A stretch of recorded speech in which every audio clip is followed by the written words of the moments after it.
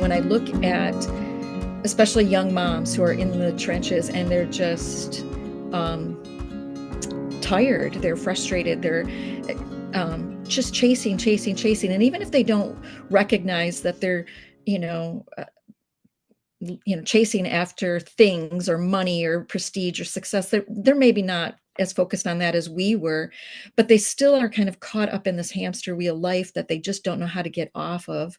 I always want to go up to them and just give them a great big hug and say, you don't have to live like this. You don't have to live like this.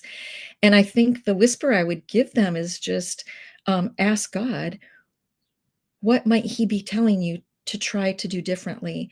And sometimes it is what culture is telling us is normal and good and right, such as and I pick on kids sports a lot, but that's just one example. But culture does tell us to go after all of it. You got 4 kids, who knows what sports they might want to play, so enroll all 4 in 4 different sports. That's 16 sports, like it was killing me. And on top of everything else, we were volunteering at church and we were volunteering at the school and the community, and we were working. I had a prestigious career. My husband did. You can't do it. Nobody can do that.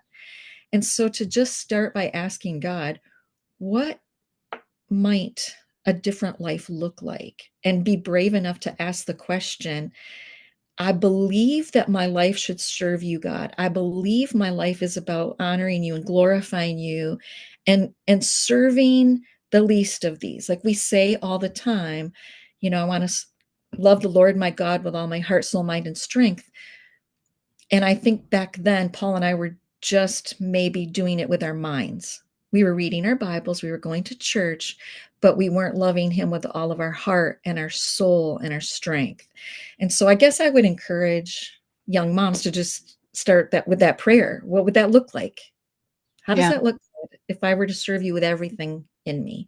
And for us, that meant doing pretty much an about face with the way we were living, primarily financially, like downsizing our house and, adopting a child instead of buying a new car and eventually moving overseas. But I get that those things are radical.